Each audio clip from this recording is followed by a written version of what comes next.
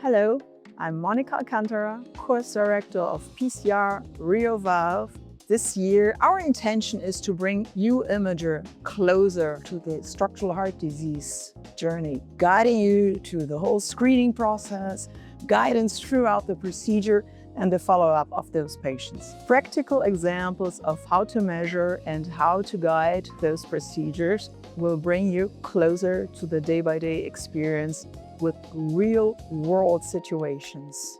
All this bringing the PCR culture, that means an interactive way of rich discussions among a panel of specialists in this area.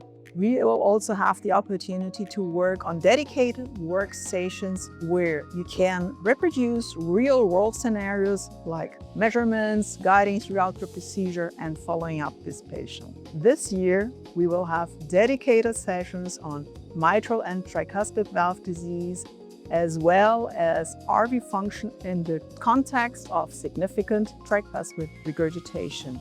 We will also have left atrial occlusion appendage closure and how to diagnose and to follow up and to measure PFOs and ASD. So mark in your calendars September 17th, 18th this year.